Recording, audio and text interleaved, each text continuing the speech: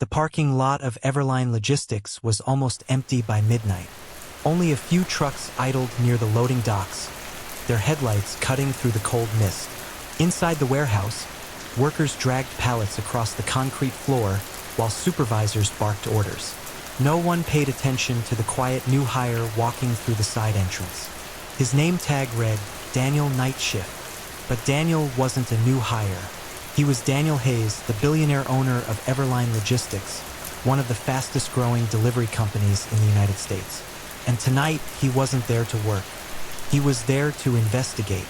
For months, Daniel had been receiving strange reports. Customers claimed packages were arriving damaged or not arriving at all.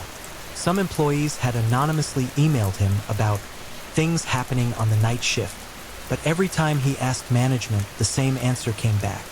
Everything is running smoothly. Daniel didn't believe it, so he decided to see the truth for himself. That's why he was standing in the warehouse at 12:17 a.m., wearing a faded jacket, steel-toe boots, and a cheap baseball cap. Clipped inside his pocket was a small recording camera. What he captured that night would change everything. Daniel was assigned to help load delivery vans. A supervisor named Rick ran the night shift. Rick was loud, aggressive, and clearly enjoyed reminding everyone he was in charge. "Move faster," Rick shouted. "You're not paid to stand around." Daniel worked quietly, stacking boxes, but within an hour, he noticed something strange. Two workers near the back of the warehouse were opening packages. Not damaged packages, perfectly sealed ones. They pulled out electronics, headphones, tablets, even brand new phones. One of them laughed. Another jackpot. Daniel's heart sank. They weren't checking items. They were stealing them. And worse, Rick saw it, but he didn't stop them. He walked over, grabbed a tablet from the box, and said calmly, "Split it after shift." Daniel's camera recorded everything. Around 2:30 a.m., things escalated. A delivery driver rushed inside. "Hey, Rick, we've got a problem." Rick looked annoyed. "What now?" The driver lowered his voice. One of the vans hit a customer's mailbox while backing out. Rick rolled his eyes. "Then don't report it." The driver hesitated. "But the customer has cameras." Rick smirked. "Then delete the delivery photo and mark it missed delivery." Problem solved. Daniel stood frozen. This wasn't just careless behavior. This was systematic dishonesty. Packages stolen, damage hidden, customers lied to. Everything Everline stood for was being destroyed during the overnight shift. And the people responsible weren't worried at all, because they believed no one was watching. At 4:45 a.m., Rick gathered the night shift workers. "Listen up," he said. "Corporate's been asking questions lately, so keep your mouth shut." Then he pointed at Daniel. "And you, new guy." Daniel looked up calmly. Rick sneered. "You've been real quiet tonight. That better not mean you're a snitch." The room grew tense. Daniel slowly removed his baseball cap. Then he reached into his pocket. Rick folded his arms. "What are you doing?" Daniel pressed a button on the small camera. A red light blinked. "I'm finishing my report." Rick frowned. "What report?" Daniel stepped forward.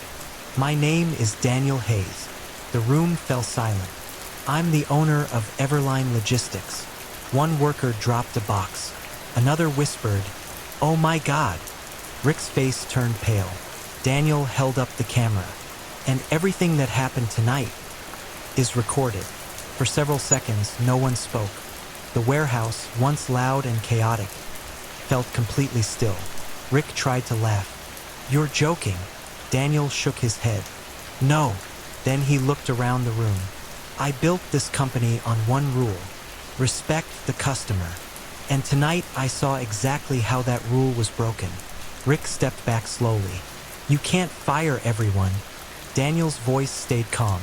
"Not everyone." He turned toward the workers who had quietly done their jobs all night. "But the ones who betrayed this company?" His expression hardened. "They're done." By sunrise, the warehouse was filled with corporate investigators. Security escorted Rick and several employees out of the building. Daniel personally reviewed the overnight footage. Some workers were terminated immediately. Others faced criminal investigation for theft. But Daniel also did something unexpected. He called a meeting with the honest employees who stayed silent out of fear. "I should have listened sooner," he told them, "and that's on me." Then he announced major changes: a new security systems, anonymous reporting protection, night shift leadership replaced, higher pay for employees who upheld company values. Because Daniel knew something important. A company's reputation isn't destroyed in boardrooms. It's destroyed in places no one thinks to check, like an overnight warehouse. Customer complaints dropped by 82%. Lost packages nearly disappeared, and Everline's employees finally felt safe reporting problems. As for Daniel, he kept the camera, because sometimes the only way to find the truth is to see it with your own eyes. And that night proved something he would never forget. The most shocking problems in a company often happen when the boss isn't watching.